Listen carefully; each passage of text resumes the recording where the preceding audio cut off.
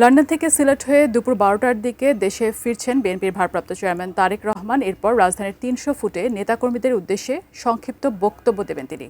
সেখানে এই মুহূর্তে আছেন আমাদের সহকর্মী সম্রাট আনোয়ার। বিস্তারিত জানতে সরাসরি এখন যুক্ত হচ্ছি তার সাথে।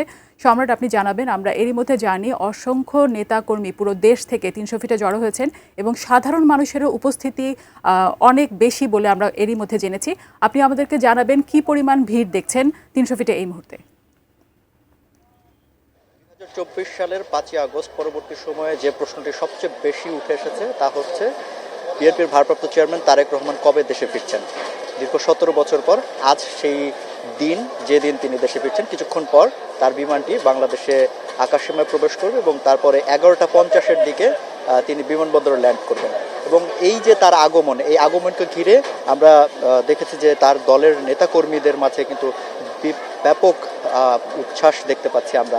এবং তিনি বিমানবন্দরে নামার পর সেখান বিজলি কেবলসের স্কিন কোটেড ইনসুলেশন আগুন প্রতিরোধী। বিজলি কেবলস, নিরাপদ আজীবন। নেতৃবৃন্দ তারা এবং সেই সাথে যে সদস্যবৃন্দরা রয়েছেন বিএনপির, এবং বিএনপি শুধু না, বিএনপি সহ যে অঙ্গ সংগঠনগুলো রয়েছে সেসব দলের নেতৃবৃন্দ আমরা দেখেছি যে গত কয়েকদিন ধরে রাজধানীতে তাদের উপস্থিতি অনেকাংশে বেড়ে গেছে এবং সেই উৎসাহটা মূলত বড় হয়েছে গতকাল রাত থেকে। এবং আমরা দেখেছি যে এই ৩০০ ফিটের আশপাশের যে সড়কগুলো রয়েছে সেসব সড়কে, প্রত্যেকটি সড়কের পাশে রাজধানীর বাইরে থেকে আসা বিপুল সংখ্যক যানবাহন সেখানে দাঁড় করে রাখা হয়েছে। অর্থাৎ এই সব যানবাহনের ভিড় কিন্তু বলা যায় যে ৩০০ ফিটের আশপাশের সমগ্র জায়গাতেই আমরা দেখতে পাচ্ছি। এবং যারাই গতকাল এবং তারও আগে যারা ইতিমধ্যে চলে এসেছেন তাদের জায়গা আমরা দেখেছি মূলত এই যে মূল সড়ক সেখানেই আমরা দেখেছি। এবং আমরা আজকে সকালে দেখতে পেরেছি যে অনেকেই রাস্তার আশপাশে বিভিন্ন জায়গায় যেভাবে করেছেন সেভাবে আশ্রয় নিয়েছেন, শীতকে উপেক্ষা করে তারা অবস্থান নিয়েছে সড়কে। তাদের খাওয়া দাওয়ার জায়গাটাও মূলত হয়ে গেছে এই সড়কে। অর্থাৎ এই ৩০০ ফিট যে এলাকা, সেই এলাকায় মানুষজনের উপস্থিতি ক্রমেই যেন বেড়ে চলেছে। এবং যাদের সঙ্গে আমরা কথা বলেছি তারা বলছেন যে এই যে শীত, আজকে যে পরিমাণ শীত, যেখানে আপনি জানেন এই শীতকে উপেক্ষা করে তারা থাকছেন এবং কোনো কষ্টকে তারা কষ্টই মনে করছেন না।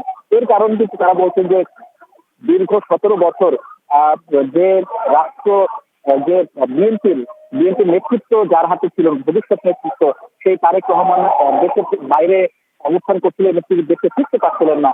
এবং এই যে পরবর্তী সময়, অর্থাৎ সরকারের পরবর্তী সময় যখন তার দেশে আসা নিয়ে অনেক প্রশ্ন ছিল, সেই সময় তখন ঘোষণা করা হয় যে তিনি দেশে ফিরবেন। এবং এই ঘোষণার পরপরই আমরা দেখেছি যে তৃণমূলের নেতৃবৃন্দের মধ্যে কিন্তু এক ধরনের উৎসাহ উদ্দীপনা কাজ করছিল এবং সেটি আনুষ্ঠানিকভাবে যে প্রকাশ সেটি আমরা এখন দেখতে পাচ্ছি। ৩০০ ফিটের মূল যে সড়কটি, অর্থাৎ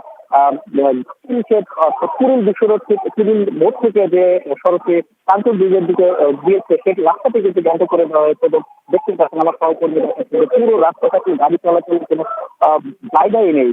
রাস্তাটা বন্ধ করে দেওয়ার পরেই এই জায়গা থেকে মূল সড়ক, মূল যে মঞ্চটি করা হয়েছে সেই মূল মঞ্চ পর্যন্ত মানুষ কিন্তু এখানে মিছিল নিয়েই যাচ্ছে। ঠিক একই অবস্থায় মঞ্চের ওই পাশে, অর্থাৎ কাঞ্চন ব্রিজ থেকে যারা রাজধানী অভিমুখে আসবেন সেই রাস্তাটি বন্ধ করে দেওয়া হয়েছে। এবং ওই পাশ থেকে যে গাড়িগুলো আসছেন, অর্থাৎ এই গণসমাবেশে যারা অংশ নেবেন তাদেরকে কাঞ্চন ব্রিজের ওই পাশেই তাদেরকে নামতে হচ্ছে এবং সেখান থেকে আবার মিছিল নিয়ে আসছেন। আসলে সামগ্রিকভাবে বলা যায় যে এই যে আয়োজন, সেখানে মানুষজনের ব্যাপক সমাগম আমরা দেখতে পাচ্ছি। এবং এই জনসমাগমকে কেন্দ্র করে আইন শৃঙ্খলা রক্ষাকারী বাহিনীর সদস্য আমরা অনেক পরিমাণে এখানে তৎপর দেখতে পাচ্ছি। সকাল যখন আছে আমরা কথা বলেছি সেনাবাহিনীর বিভিন্ন ইউনিট আশপাশ যে ঘোরাফেরা করছিলেন, টহল দিচ্ছিলেন। এবং আমরা একইভাবে দেখেছি যে বিজিবির যে টহল টিম, সেই টহল টিমও এখানে কাজ করছে, যাদের পক্ষ থেকেও এখানে দেখতে পাচ্ছি। সবকিছু মিলিয়ে এখানকার পরিস্থিতি সময় যত করাচ্ছে তত এখানে মানুষজনের উপস্থিতি বাড়ছে।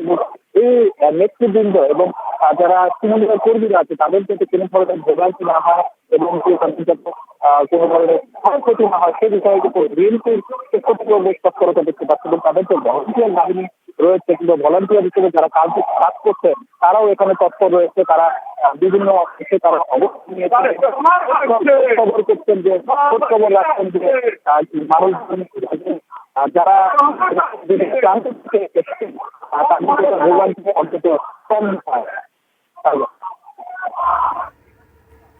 সম্রাট, আপনাকে অনেক ধন্যবাদ। দর্শক, আমাদের সাথে যুক্ত হয়েছিলেন আমাদের সহকর্মী সম্রাট আনোয়ার এবং তিনি 300 ফিট এলাকা থেকে জানাচ্ছিলেন সেখানকার সর্বশেষ পরিস্থিতি। দর্শক, বিএনপির ভারপ্রাপ্ত চেয়ারম্যান তারেক রহমানকে স্বাগত জানাতে ভোর থেকে ভিড় করেছে অসংখ্য বিএনপি নেতাকর্মী এবং পুরো রাজধানী জুড়েই আসলে এই ভিড় দেখা যাচ্ছে। রাজধানীর খিলক্ষেত এলাকায় এই মুহূর্তে আছেন আমাদের সহকর্মী শেখর আজাদ। এখন সরাসরি যুক্ত হব তার সাথে। শেখর আজাদ, আপনি আমাদেরকে জানাবেন খিলক্ষেত এলাকায় আপনি মানুষের ভিড় কেমন দেখছেন? 300 ফিটে যাওয়ার এই রাস্তা দিয়েই তারা যাওয়ার কথা, আপনি আমাদেরকে জানাবেন বিস্তারিত। আমরা সকাল থেকে যেটা দেখছি যে 300 ফিটের দিকে আমার সহকর্মী যদি একটু দেখাই যে মানুষের যেই লাইন শুরু হয়েছে সকাল থেকে, যেটা আমরা দেখছি যে সকাল থেকে এই দিক দিয়ে মানুষ যাচ্ছে তো যাচ্ছেই। এবং নিরাপত্তার কথা যদি আপনাদেরকে বলি যে আপনারা জানেন যে এই যে বিএনপির ভারপ্রাপ্ত চেয়ারম্যান জনাব তারেক রহমানের আশাকে কেন্দ্র করে বিএনপির পক্ষ থেকে এবং সরকারের পক্ষ থেকে ব্যাপক প্রস্তুতি নেওয়া হয়েছে। আপনারা দেখছেন যে সেনাবাহিনীর সদস্যরা তারা রাস্তায় দাঁড়িয়ে আছে এবং সবাইকে খুব সুশৃঙ্খলভাবে যেন ফুটপাত দিয়ে হেঁটে যায় সেই চেষ্টা তারা করছে, যেন কেউ রাস্তায় না থাকে, রাস্তায় যদি যেন কেউ জটলা না পাকাতে পারে সেই ব্যাপারে তারা তৎপর রয়েছে। এবং আমরা দেখেছি সেই মহাখালী থেকে শুরু করে মহাখালী থেকেই পুলিশের যে চেকপোস্ট, পুলিশ, সেনাবাহিনীর, র্যাব এবং বিজিবি আপনারা জানেন যে মোতায়েন করা হয়েছে এই নিরাপত্তা ব্যবস্থা বা শৃঙ্খলা ব্যবস্থা ঠিক রাখার জন্য। আমরা দেখেছি যে এই যে পুরো রাস্তায় আইনশৃঙ্খলা রক্ষাকারী বাহিনীর সদস্যরা আছে, তারা চেষ্টা করছে যেন সুশৃঙ্খলভাবে আজকের যে দিনটি, আজকের যে বিএনপি নেতাকর্মীদের জন্য যে ঐতিহাসিক যে দিন, সেই ঐতিহাসিক দিনটি যেন খুব সুশৃঙ্খলভাবে যেন সব কর্মযোগ্য শেষ করা যায় সেই ব্যাপারে কিন্তু আইন শৃঙ্খলা রক্ষাকারী বাহিনীরা তৎপর রয়েছে। এবং আমরাও দেখছি যে দেশের বিভিন্ন প্রান্ত থেকে এই যে মহাখালী থেকে শুরু করে এয়ারপোর্ট পর্যন্ত পুরো রাস্তাটা, যে এই যে এয়ারপোর্টের যে রাস্তা, এই রাস্তার পাশে যে ঢাকা শহরের বিভিন্ন প্রান্ত থেকে যে গাড়িগুলোতে নেতাকর্মীরা এসেছে সেই গাড়িগুলো পার্ক করা আছে এবং তারা যেখানে সুযোগ পাচ্ছে সেখানেই নেমে তারা নিজেদের মধ্যে একটা আলোচনা করে তারা রওনা করছে 300 ফিটের দিকে। এবং তাদের লক্ষ্য 300 ফিটে যে গণসংবর্ধনের আয়োজন করা হয়েছে জনাব তারেক রহমানের জন্য, সেই গণসংবর্ধন অনুষ্ঠান, সেখানে আপনারা জানেন যে জনাব তারেক রহমান ভাষণ দিবেন। এবং বিএনপির পক্ষ থেকে যে সংবাদ সম্মেলন করে জানানো হয়েছে আগামী 3 দিনের যে কর্মসূচি, সেই কর্মসূচির আজকের প্রথম যে কর্মসূচি সেটা যে জনাব তারেক রহমান বিমানবন্দরে নেমেই তিনি যেই 300 ফিটে যে গণসংবর্ধনার আয়োজন করা হয়েছে সেই গণসংবর্ধনা যাবেন এবং সেখানে অনুষ্ঠানে শুধুমাত্র তারেক রহমানই বক্তব্য দিবেন এবং খুব সংক্ষিপ্ত সমাবেশের কথা বলা হয়েছে বিএনপির পক্ষ থেকে। এবং বক্তব্য শেষে তিনি এভারকেয়ার হাসপাতালে বিএনপির চেয়ারপারসন বেগম খালেদা জিয়া, আপনারা জানেন যে গত 1 মাস ধরে তিনি এভারকেয়ার হাসপাতালে আছেন অসুস্থ অবস্থায়, তাকে দেখতে যাবেন এবং তারপরে তিনি গুলশানে তার যে বাসভবন আছে সেই বাসভবনে যাবেন। এবং আপনাদেরকে যদি বলি এই যে আজকের দিনের জন্য যেই প্রস্তুতি নেওয়া হয়েছে এবং আপনারা জানেন যে গত 2-3 দিন ধরেই আসলে ঢাকা শহরে বিভিন্ন এলাকা থেকে যে নেতাকর্মীরা তারা এসছে এবং গত 2 দিন ধরে আসলে এটা ঢাকা শহরে কোনো রাস্তায় বেরোলে বা যে কোনো জায়গায় বেরোলে বোঝা যাচ্ছে যে ঢাকার বাইরে থেকে অনেক নেতাকর্মীরা এসেছে, অনেক মানুষ এসেছে। এই মুহূর্তে আপনারা দেখছেন যে একটি খুব বড় একটি মিছিল নিয়ে 300 ফিটের দিকে এগিয়ে যাচ্ছে।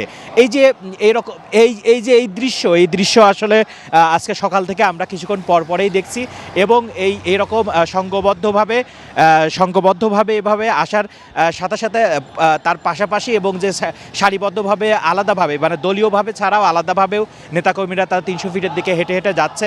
জানেন না আপনারা এখানে কোনো গাড়ির কোনো ব্যবস্থা নেই, সুতরাং তারা অনেক দূর থেকে সেই টঙ্গী উত্তরা থেকে তারা হেঁটে হেঁটে 300 ফিটের দিকে যাচ্ছে এবং তাদের উদ্দেশ্য জনাব তারেক রহমানকে দেখবে এবং তার যে ভাষণ সেই ভাষণ তারা শুনবে। এই ছিল আমার কাছে খিলক্ষেত থেকে সর্বশেষ।